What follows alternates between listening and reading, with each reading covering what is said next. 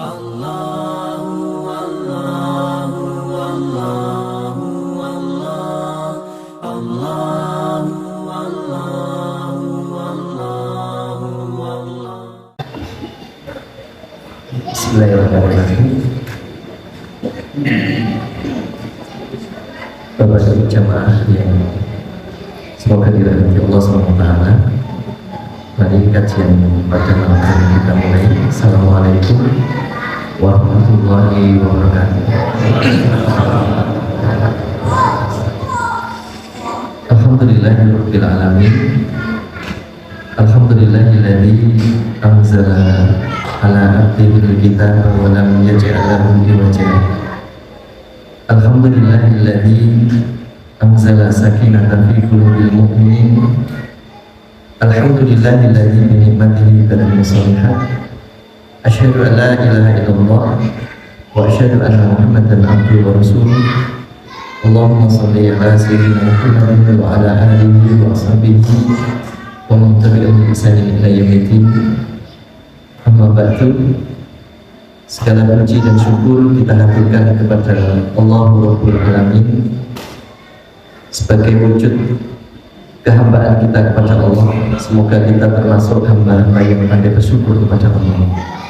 Salat dan salam semoga selalu tercurahkan kepada Rasulullah Muhammad SAW, yang mana beliau adalah teladan kita bersama. Kita boleh berbeda dengan teman kita boleh berbeda dengan tetangga kita boleh berbeda dengan siapapun yang ada di dunia ini, tapi kita tidak boleh berbeda dengan seorang hamba yang namanya Muhammad SAW. Maka mari kita ikuti beliau sebagai bentuk keimanan kepada Rasulullah SAW dan kepada Allah Rabbul Alamin.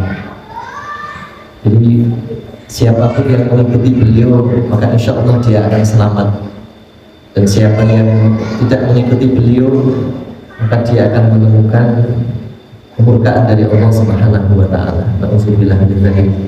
Semoga kita mendapatkan syafaat dari Rasulullah SAW. Bapak Ibu jamaah yang dirahmati Allah, sebelum saya mulai kajian, saya ingin menyampaikan satu kisah dari sahabat yang mulia, yaitu Abu Musa al-Asy'ari radhiyallahu anhu. Beliau ditanya oleh seseorang karena beliau rajin ibadah di masa tuanya. Ketika di usia akhir usianya, beliau sangat rajin beribadah. Dan ada seseorang yang bertanya kepada beliau, "Mbok jenengan ki bahasa kita istirahat sejenak, atau istilahnya mengurangi kan begitu, istirahat." Maka beliau memberikan satu pernyataan yang luar biasa. Beliau menyampaikan, kuda pacu, kuda itu kalau balapan, kalau mau sampai ke garis finish itu lebih cepat atau semakin pelan? Semakin cepat. Maka beliau mengatakan kuda pacu itu semakin mempercepat geraknya ketika mau sampai kepada finish. Maka ampun ngantos kula panjenengan, aku wis boleh tak sholat yang omah wae, misalnya gitu. Harus lebih giat lagi, bukan usia tua justru malah memperlambat gitu. Ini pesan yang ada di dalam kalimat yang beliau sampaikan, sahabat Abu Musa al-Asy'ari radhiyallahu anhu. Sebagaimana orang balap mobil atau balap sepeda motor, semakin dia mau mencapai finish maka gasnya semakin dipancar, gasnya semakin dipancar. Maka biar nanti sampai finish lebih cepat. Maka masa tua bukan menjadi alasan untuk semakin banyak beramal soleh. Lebih-lebih ini insya Allah sudah memasuki bulan, ini sudah memasuki bulan Rajab ya. Bulan Rajab, kemudian bulan Sya'ban, kemudian bulan Ramadan. Dan bulan panjenengan sampun paham, pernah kita bahas juga. Allah Subhanahu wa taala berfirman dalam Al-Qur'an, Allah membuat hitungan dalam satu tahun itu ada 12 bulan. Dari 12 bulan itu 4 adalah bulan mulia. 4 bulan mulia, yang 3 berturut-turut, yang 1 terpisah. Yaitu yang terpisah itu bulan Rajab. Dan yang berturut-turut itu adalah bulan Dzulqa'dah, Dzulhijjah, dan Muharram.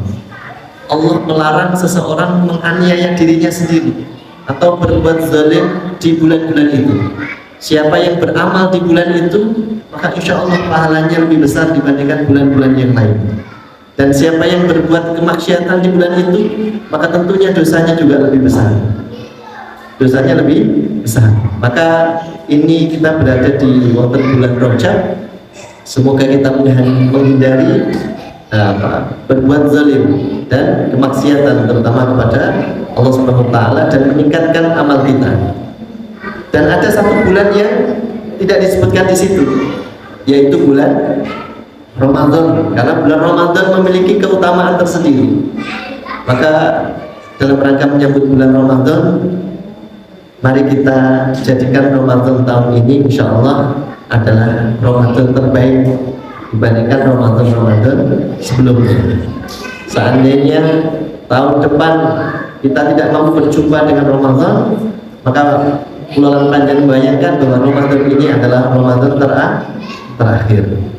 Dan untuk mencapai derajat yang baik nanti di bulan Ramadan, tentunya butuh persiapan. Tentunya butuh hal-hal yang harus kita siapkan untuk menuju Ramadan yang terbaik, agar nanti Ramadan tidak terkesan biasanya atau terkesan menjadi satu kebiasaan. Saking seringnya itu dilakukan, maka kadang-kadang menjadi sebuah kebiasaan yang tidak membekas. Biasanya ngeten atau biasanya ngeten dan seterusnya. Seperti halnya Kulalan Panjenengan makan itu kan 1 hari 3 kali bahkan lebih, karena sudah biasa, maka akhirnya tidak memperhatikan hal-hal yang baik atau adab-adab makan di dalamnya, karena sudah menjadi kebiasaan. Oleh karena itulah Bapak Ibu yang dirahmati Allah, mari kita persiapkan dengan baik. Kalau istilahnya kuda pacu, semakin kita pacu kembali kuda kita, sebagaimana Abu Musa al-Asy'ari radhiyallahu anhu tadi semakin memacu kudanya agar sampai pada finish dengan hasil yang terbaik. Maka jamaah yang dirahmati Allah, saya akan mencoba untuk membahas tentang hal yang pertama yang harus kita pahami di dalam nanti menjalankan ibadah-ibadah di bulan Ramadan. Dan tentunya Kulalan Panjenengan sudah banyak bekal yang disampaikan agar kita menuju ibadah yang terbaik, Maka yang pertama yang akan saya bahas di dalam kajian ini adalah tentang toharoh atau rahasia-rahasia toharoh. Rahasia-rahasia tentang bersuci.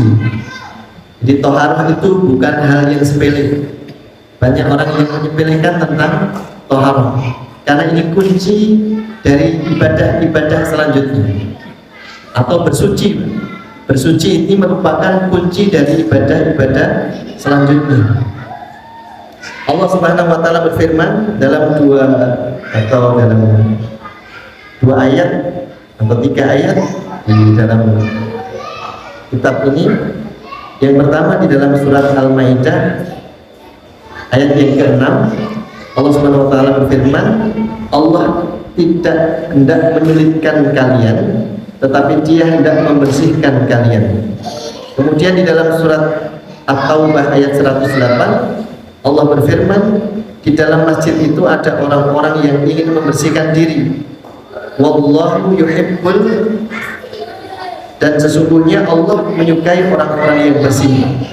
Kemudian di dalam surat Al-Baqarah ayat 222, Allah juga berfirman, sesungguhnya Allah, innallaha yuhibbut tawwabina wa yuhibbul mutatahhirin. Allah mencintai orang-orang yang bertaubat, dan Allah mencintai orang-orang yang bersih, mensucikan diri. Maka hal yang paling pokok, yang pertama yang harus kita lakukan untuk mencapai amalan-amalan terbaik nanti, amalan-amalan yang kita lakukan terbaik, terutama nanti di bulan Ramadan, yang pertama adalah sucikan diri kita, thaharah dengan baik. Sebagai contoh misalnya sholat, Rasulullah SAW bersabda, miftahus sholatit thahur, kunci sholat adalah kesucian. Maka suci ini yang jadi hal yang paling utama sebelum kita mencapai amalan terbaik, yaitu sholat. Kemudian Rasulullah SAW juga bersabda, at-tahuru nisful iman, atau dalam riwayat yang lain, at-tahuru syatrul iman. Kesucian itu separuh dari iman. Jadi separuh dari keimanan itu adalah kesucian, Pak. Ini menunjukkan bahwa pentingnya kesucian, pentingnya thaharah. Banyak orang yang saking seringnya thaharah, misalnya contohnya wudu, maka mereka menyepelekan. Orang yang beriman di tengah-tengahnya, Pak, antara berlebihan dan menyepelekan. Ada orang yang menyepelekan dan ada orang yang berlebih-lebihan dalam berwudu misalnya. Maka seorang yang beriman, dia mencukupkan di antara keduanya. Karena saking biasanya misalnya, saking sudah sering dia lakukan, bahkan mungkin tidak hanya ketika sholat, ketika dia yang lain, maka wudu seolah-olah menjadi satu kebiasaan yang terlewatkan begitu saja. Namun terlewat begitu saja. Maka Bapak Ibu yang dirahmati Allah, bersuci jangan sampai disepelekan.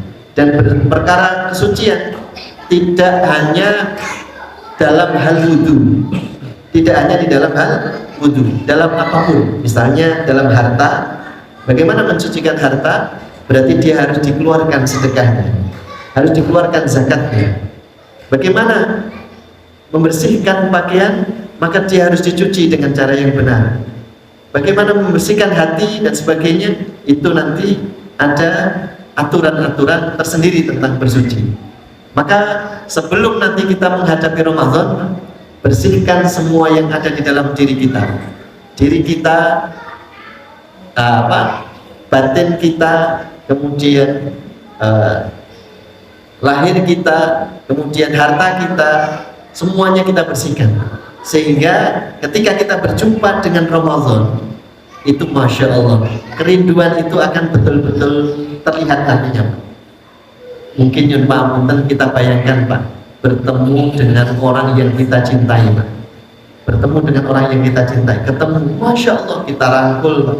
Kita peluk, bahkan menangis, ya Allah, sepuluh kangen kali jenengan.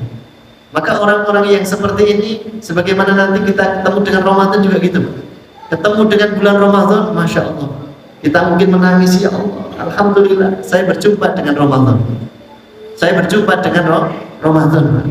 Maka orang yang suci, orang yang bersih, dia akan merasakan kehadiran Ramadan begitu luar biasa. Dia akan menyaksikan kehadiran Ramadan dengan luar biasa. Berbeda dengan orang yang mungkin tidak memahami hakikat ini, maka Ramadan itu akan hadir dengan biasa, nanti terlewat dengan dia biasa, bahkan melakukan hal-hal yang di dalam Ramadan pun dengan biasa. Maka Ramadan pun akan berjalan dengan seperti biasanya, seperti biasanya tanpa ada kesan tersendiri. Tapi kalau orang-orang beriman, tahun kemarin ada kesan tersendiri, tahun ini ada kesan sendiri, mungkin tahun berikutnya Ramadan ada kesan sendiri. Karena dia sudah tahu bagaimana cara menyambut bulan Ramadan tahun demi tahun, Pak. Tahun demi tahun. Maka yang pertama yang perlu kita persiapkan adalah kesucian diri kita. Dan menurut Imam Al-Ghazali, beliau mengatakan kesucian itu ada 4 tingkat. Kesucian itu ada 4 tingkat. Dia tidak akan mencapai level tingkat berikutnya sebelum tingkat yang dasar dia lalui. Dia tidak akan mencapai tingkat yang tertinggi yang keempat sebelum tingkat sebelumnya dia lalui. Apa kesucian yang pertama? Kesucian yang pertama adalah mensucikan lahir dari berbagai macam hadas, daki dan kotoran. Daki itu keringat yang menempel di kulit, Pak, yang tidak dibersihkan. Cara Jawa ini apa, Pak? Cangkol. Terus enten cangkol, Pak. Terus ya, Pak. sehingga jadi kulit berkeringat terus nempel ngoten nggih Pak. Diusuk-usuk biasanya untuk penak-penak ngoten nggih Pak. Usuk ngoten jangkole metu Pak. Nek simbah-simbah riyen nek sing teng kali dikosoki ngangge napa Pak? Watu nggih. Sakniki tesih enten sing kosoki ngangge watu. Tesih. Ning sakniki pun dikosoki ngangge napa Pak? Sabun gitu. Luwih cepet meneh ngangge sunlight Pak. Nggih sunlight wis cepet mboten? Kadang-kadang sakniki gandeng kersane rada gen tambah resik dikasih napa Pak? Obat nggih Pak. Dikletek kulit permukaan kulit paling luar Pak. Gitu. Dadi putih nggih Pak iki. Enten sing ngoten niku. Nek kena sengenge nanti iritasi Pak. Nggih. Karena dikletek kulit ari yang paling atas. Nggih. Sehingga mukanya putih, tangannya hitam Pak. Nggih. Napa enten ngoten niku? Mesti jangkol nggih.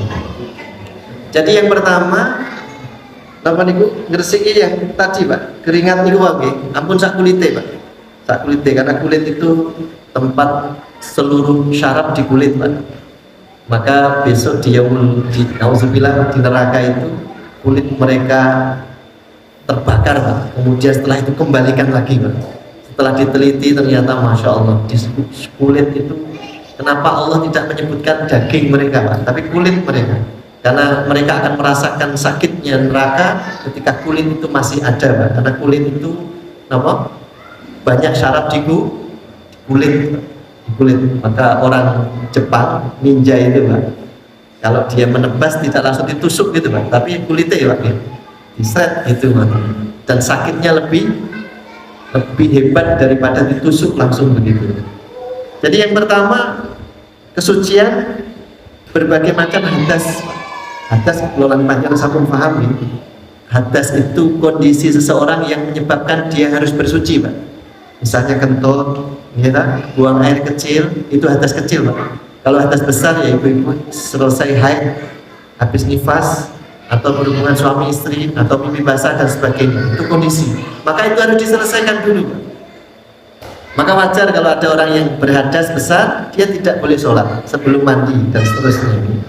Dengan pun paham, hadas kecil dengan wudu, hadas besar dengan mandi Pak. Maka selesaikan itu dulu Pak.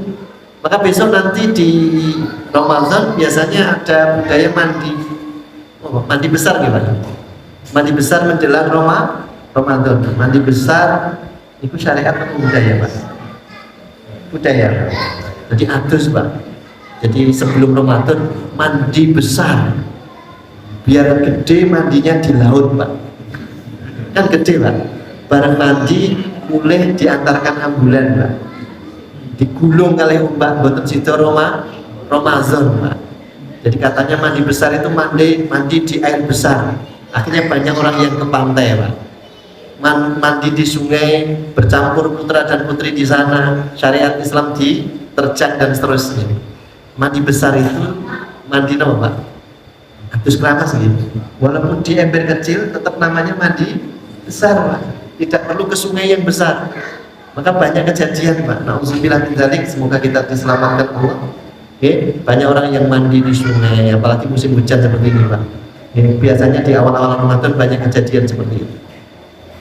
Jadi bersuci dari hadas dan tadi daging ya Pak, dari keringat yang menempel di kulit, kemudian dari kotoran Pak, kotoran-kotoran yang menempel yang di sekitar kita. Ini tingkat yang pertama. Tingkat pertama ini tidak diselesaikan, maka kita tidak mampu mencapai level tingkat kesucian yang kedua, yaitu pensucian anggota badan dari kejahatan dan dosa. Kejahatan dan dosa berarti tangan itu ngeplak misalnya gitu. Kemudian mulut itu berbicara kotor ini Pak. Kemudian kejahatan-kejahatan yang lain yang ditimbulkan anggota badan. Jadi yang level dasar ini kita selesaikan dulu. Kalau sudah, nanti level kedua adalah mensucikan anggota badan seluruh tubuh ini dari keburukan dan kejahatan dan dosa. Kalau sudah dibersihkan, ini sudah dibersihkan, maka level berikutnya yang tinggi, yaitu membersihkan hati dari akhlak yang tercela. Apa dosa hati itu? Apa penyakit yang ada di dalam hati? Apa yang perlu dibersihkan di hati? Ya penyakit hati, Pak. Misalnya iri, dengki, apa boleh Pak, sombong, apa boleh. Nah itu seperti hibah, ya, fitnah dan sebagainya itu penyakit hati. Ini tidak akan bersih sebelum yang level 1, 2 tadi dilakukan. Level 1 dan 2 dilakukan. Maka kebersihan hati, Pak. Kalau hatinya sudah bersih dari perbuatan tercela dan berbagai macam kehinaan yang terkutuk, maka level yang tertinggi adalah kesucian kesucian batin dari selain Allah Ta'ala. Kesucian batin dari selain Allah Ta'ala atau mempersekutukan Allah. Ini level yang tertinggi. Maka yang pertama dilakukan harus bersih-bersih tadi, Pak, yang awal. Lihat pakaiannya, lihat badannya, lihat mohon maaf, kuku-kukunya, Pak. Orang beriman, nyun ngapunten, biasanya nyun saya ibu, orang beriman itu tidak mungkin ngingu kuku, Pak. Maksudnya memperpanjang kuku, terus mungkin kukunya dijatuhi tidak boleh. Tapi apa? Boten ngingu kuku, memperpanjang kuku, Pak. Iki enten sing kukunya panjang. Nah, ibu biasanya dipotong, ibu yang panjang biasanya. Jadi dipotong, Pak. Potongnya kapan, Pak? Biar sunnah, Pak. Hari Jumat ya, Pak, ya. Dan potong rambut yang lain, ya, sunnah. Jadi kalau ini belum dilakukan, nanti yang kedua akan kesulitan, Pak. Kita akan kesulitan untuk membersihkan tubuh atau badan atau anggota badan dari berbagai macam kejahatan yang ditimbulkan oleh badan. Kejahatan mencuri, mengambil orang lain, kemudian memukul dan sebagainya. Kemudian yang ketiga adalah tadi penyucian hati dari akhlak tercela, sifat-sifat buruk yang hati, fahsya. Fahsya itu penyakit hati. Jadi iri, dengki, egois dan sebagainya itu dibersihkan. Dibersihkan, jangan sampai ada di dalam diri kita. Kalau ada muncul di dalam diri kita, maka segera kita minta perlindungan kepada Allah. Kenapa? Kalau nanti tidak kita bersihkan, di dalam surat Al-Baqarah Allah akan menambah penyakit hati itu, Pak. Fi qulubihim maradun fazadahumullahu maradun. Di dalam hati mereka ada penyakit, Pak. Kalau penyakit itu tidak dibersihkan, maka penyakit itu akan menimbulkan penyakit-penyakit berikutnya, Pak. Penyakit hati itu segera dihilangkan agar nanti tidak muncul penyakit-penyakit yang lain menyusul, ngikut-ngikut. Iri, Pak. Kalau dibiarkan nanti bahaya, ya, bahaya. Termasuk menginginkan apa yang dimiliki orang lain. Nah, ini ya, menginginkan apa yang diinginkan orang lain. Ini salah satu. Kalau kita ingin dicintai oleh sesama kaum muslimin, orang-orang beriman, maka jangan kamu mengharapkan sesuatu yang dimiliki orang lain. Kemudian kalau kita ingin dicintai Allah, bersikaplah zuhud terhadap dunia. Mohon maaf, tidak rakus kepada dunia.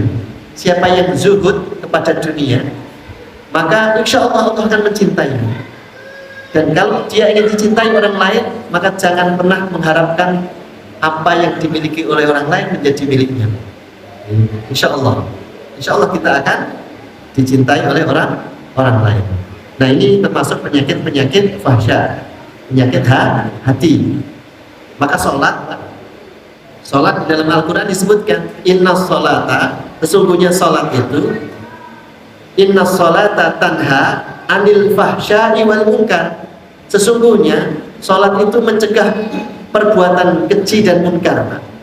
Perbuatan keji itu yang ditimbulkan oleh hati, dan kejahatan munkar yang ditimbulkan oleh anggota badan. Jadi dua penyakit ini harus kita hilangkan. Dua kekotoran ini harus dihilangkan untuk mencapai derajat yang keempat, kesucian yang tertinggi, yaitu mensucikan batin dari selain Allah, mensucikan hati dari perbuatan syirik.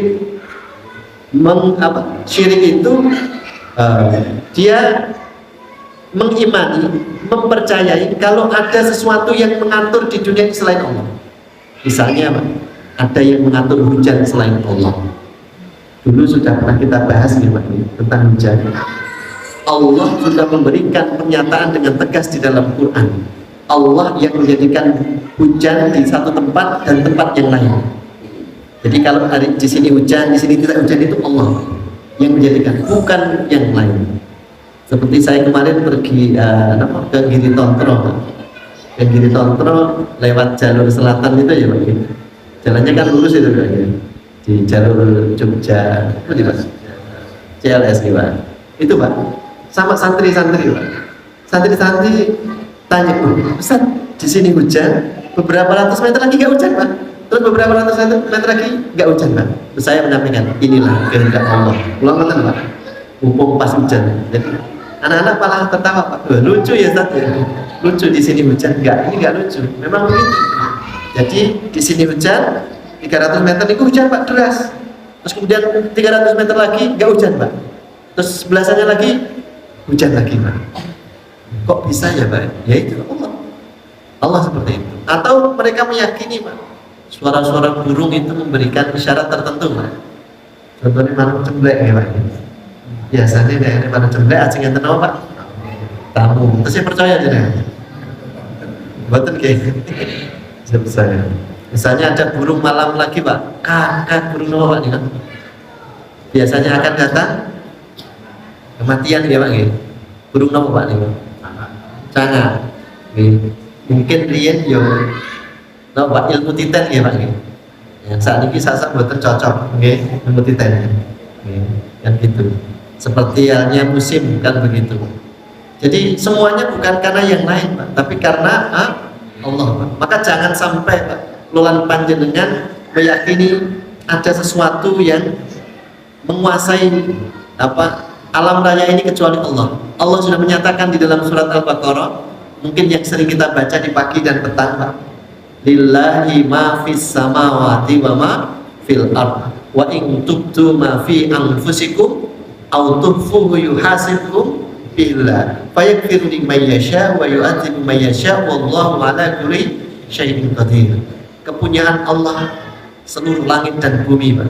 Allah yang mengatur. Dalam ayat kursi, Allahu la ilaha illa huwal hayyul qayyum. Allah tidak Tuhan selain zat Allah yang hayyul qayyum, yang hidup dan berdiri sendiri untuk mengatur Pak.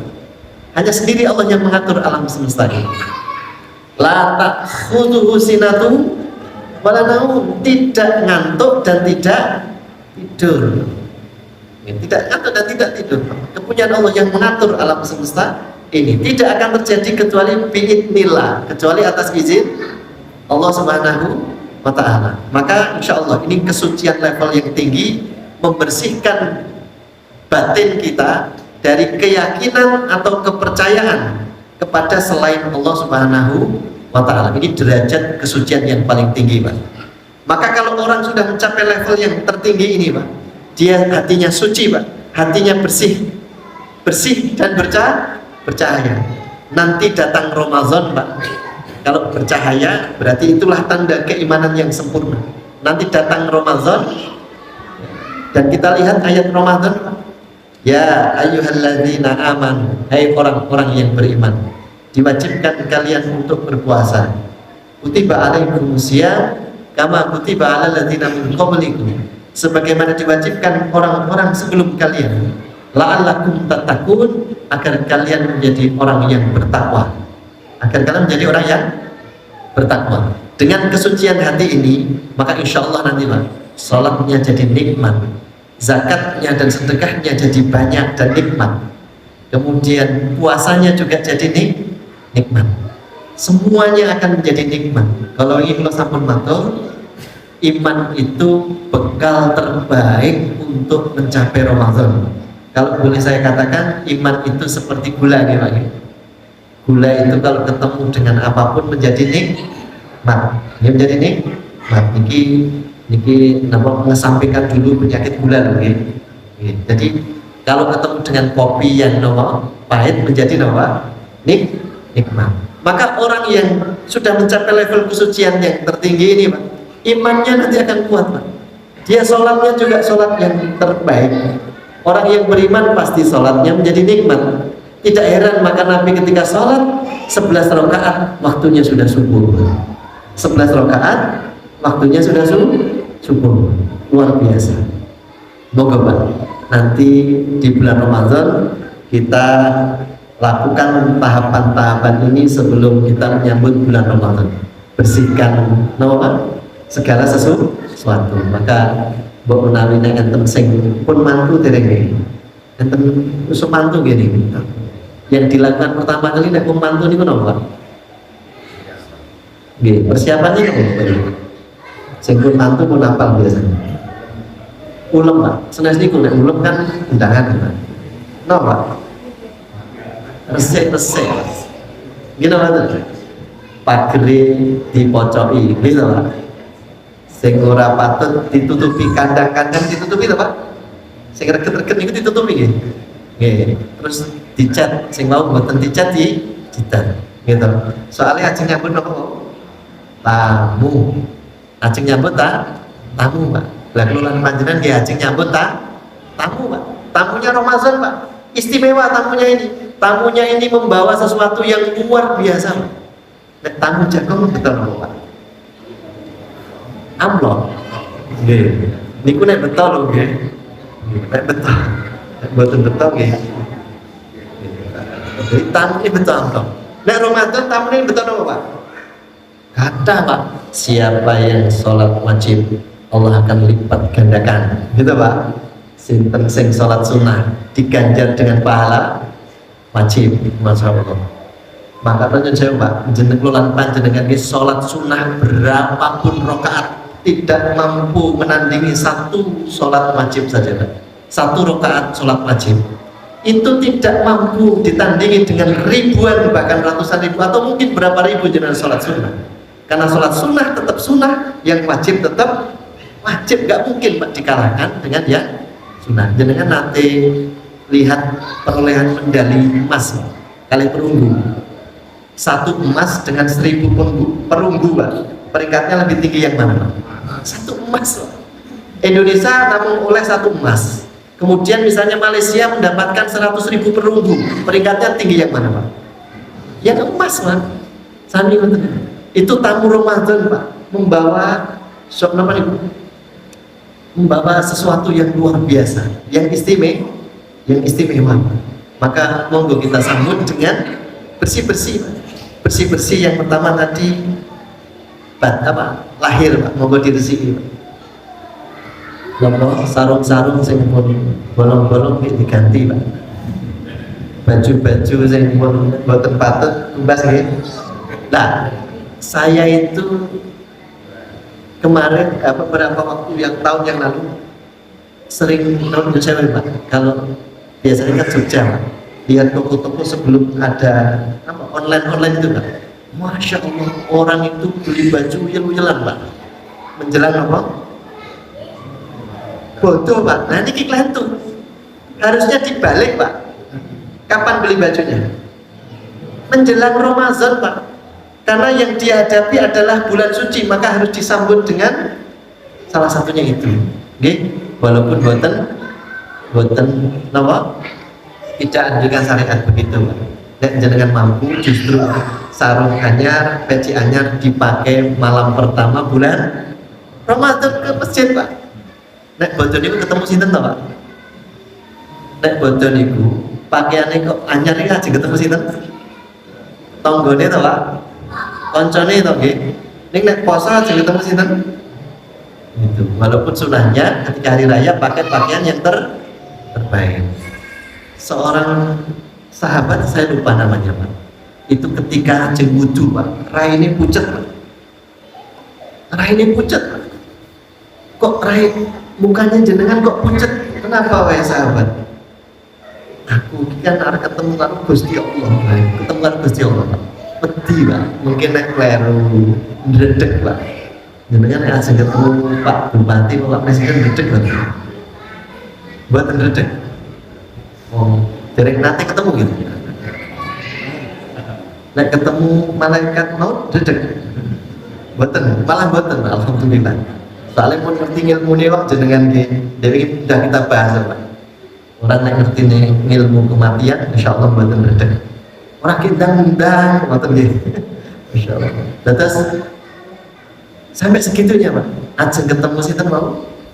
Allah dedek wudu niku kali ya Allah. Delok kasajeng ketemu jenengan. Qomat mati sholat bisa ketemu. Bukankah sholat itu pertemuan dengan Allah, Pak? Gitu? Sholat itu bertemu dengan Allah, zat yang menguasai langit dan bumi, Pak.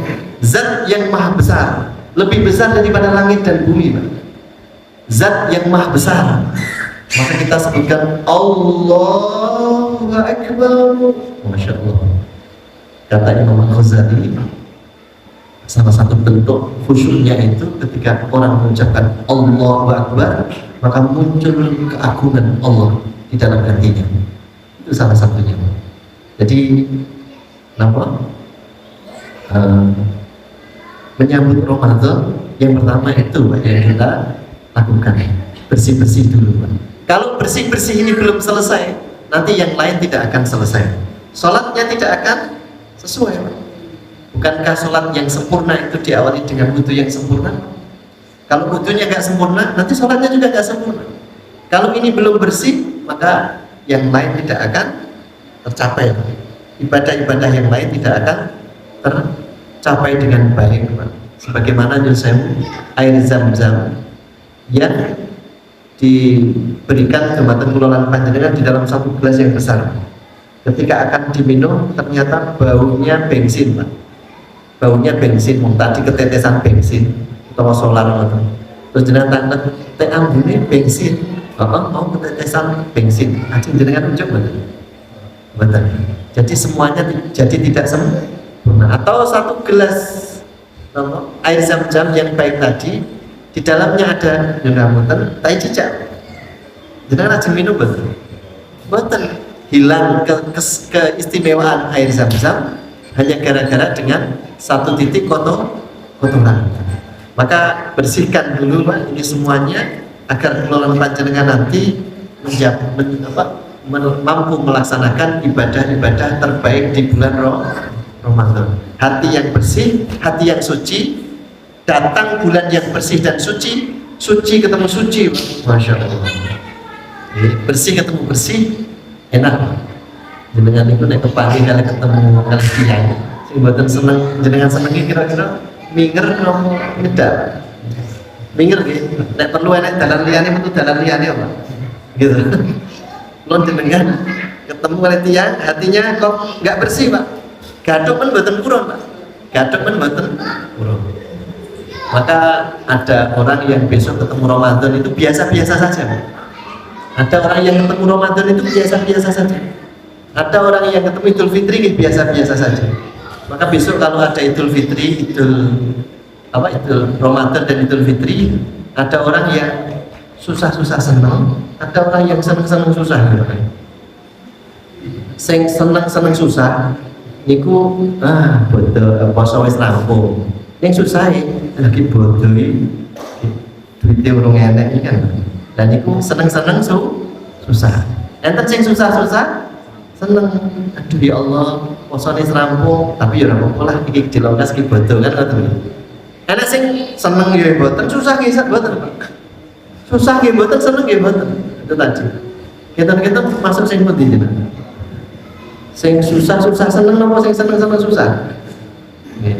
Jadi hati yang suci kalau ketemu dengan Ramadan bulan yang suci, insya Allah gaduh, Pak, dan akan semakin menguatkan. Teman banget.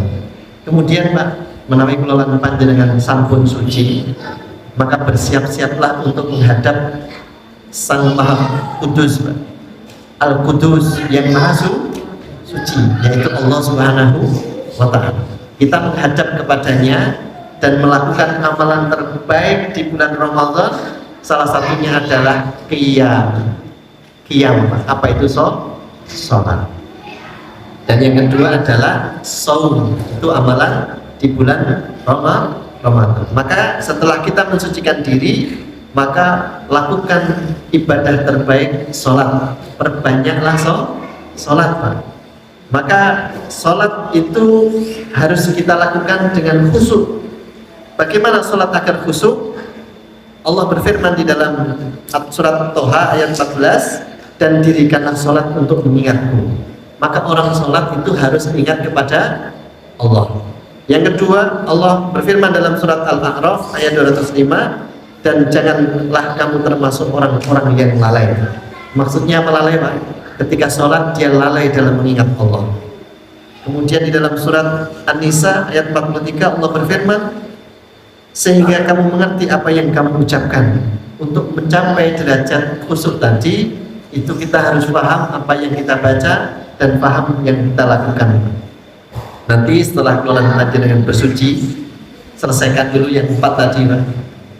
Maka kemudian kita lakukan ibadah terbaik, yaitu nomor sholat. Agar sholat kita menjadi sholat yang terbaik, maka yang pertama, sholat itu Allah sudah berikan petunjuk, sholat itu untuk mengingat Allah. Jadi kalau sholat tidak ingat sama Allah, berarti kita tidak sholat, namanya lalai. Ada pernah Nabi SAW itu diberi hadiah baju, Pak. Diberi hadiah baju, Pak. Ternyata baju itu apa? Membuat beliau lalai, Pak. Baju itu Jawa ini nopo gitu. Membuat lalai di dalam sholat, Pak. Akhirnya baju itu dikembalikan, Pak. Saya nggak mau pakai baju ini karena baju ini melalaikan aku dalam sholat. Jadi kalau kelolaan panjenengan sholat, misalnya jamaah di sok kedua, Pak, bajunya biasanya belinya itu nomor lima. Itu gambarannya tengkorak gitu, misalnya. Gambaran tengkorak atau tulisannya itu tulisan apa? Sing maca tulisan iki misalnya ngoten, Pak. Gitu. Nah, kelolaan panjenengan wis khusyuk kok, Pak. Allahu Akbar bareng rodok namun kena teratap tulisannya dimaca, Pak. Dan itu berarti melalaikan dari mengingat Allah. Karena sholat itu mengingat Allah. Kalau tidak keliru sebagaimana Umar bin Khattab, Pak. Beliau ketika di kebun kurma itu gara-gara ngurusi kebun kurma, Pak, sholatnya telat, Pak. Setelah sholat telat, beliau marah, kebun kurmanya disedekahkan. Buatan didol, dan didol kan duitnya Pak. Ini pun tiga ketian. Gara-gara kebun kurmanya melalaikan apa? Sholat. Jadi jenengan mungkin buyang mobil kok telat sholat jamaah, mobilnya memang sedekah gitu. Gorong-gorong mobil, aku lali sholat. Jadi mau promo azan, Allahu Akbar, Allahu Akbar. Nih gandeng kurang sidik tak sisa king kan? Barang nggak pas kumat mau.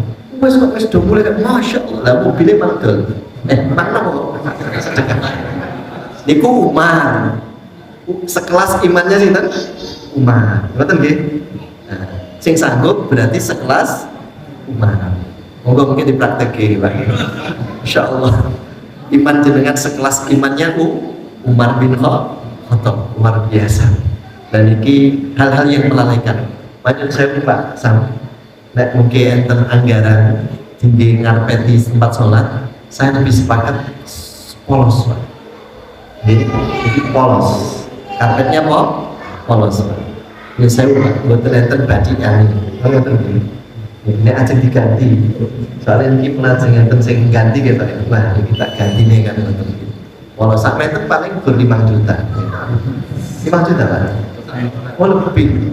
Kleru loh. Ya mobilnya ini mau turah. Mobilnya sing melalui disedekah. Ngurusin mana? Itu nggak terus, Pak.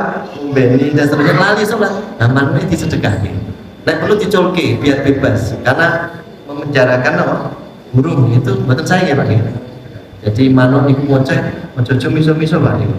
Soalnya dikurung, Pak. Nggih. Mboten ngertos kok suarane manuk kok nggih. Jadi lalai gara-gara ngrungokne manuk apa? Lali telat sholat. Nggih. Niki sing salate telat, ampun telat nggih, Pak. Makmum masbuk niku nek iso sesasi pisan. Mboten mau. Aja bledino masbuk, Pak. Akhirnya jamaah masbuk niku telat, nggih, terlambat. Santri kula niku enten, Pak, sing telat loh, namun nggih, tapi saat ini pun boten, nggih. Anggere gairil waktu ki alai nembe mlebet, dadi ku ganggu, Pak, ganggu nopo? Sholat, kan barang ini. Nggih, Pak, gandeng sampun azan, insyaallah kita bahas sholat di kajian berikutnya mengenai wonten medal, Pak. Sehingga nanti di bulan Ramadan kita mendapatkan 2 hal yang dipesankan oleh Rasulullah SAW, yaitu man qama Ramadan imanan wa ihtisaban ghufirallahu ma taqaddama min dzambi. Dan yang satu, man shoma ramadhana imanan wa ihtisaban ghufirallahu ma taqaddama min dzambi. Jadi hadisnya sama Pak. Cuma sing satu man qoma, siapa yang berdiri untuk sholat. Sing setunggal man shoma, siapa yang berpuasa di bulan Ramadan imanan wa ihtisaban, karena mengharap pahala, karena iman dan mengharap ridha Allah, ghufirallahu ma taqaddama min dzambi, maka akan dihapus dosa-dosanya yang telah lalu. Sampai nanti akhir Ramadan Allah hapus dosa kita dan kita sambut kemenangan di bulan Idul Fitri dengan mengagungkan asma Allah. Karena ayatnya, setelah engkau mencukupkan bilangannya, maka agungkanlah asma Allah dengan bertakbir. Allahu Akbar, Allahu Akbar, Allahu Akbar, La ilaha. Ya Allah, terima kasih, saya lulus ya Allah. Saya lulus, saya sukses Ramadan hari ini atau Ramadan tahun ini. Semoga menjadi Ramadan terbaik nih. Moga berlomba-lomba, semoga kita raih keridhaan Allah dan kita bisa berjumpa di bulan Ramadan tahun ini untuk beribadah yang terbaik kepada Allah Subhanahu wa taala. Subhanallah wa bihamdika, asyhadu an la ilaha illa anta, astaghfiruka wa atubu ilaik. Wa akhiru da'wana alhamdulillahirabbil alamin. Assalamualaikum warahmatullahi wabarakatuh.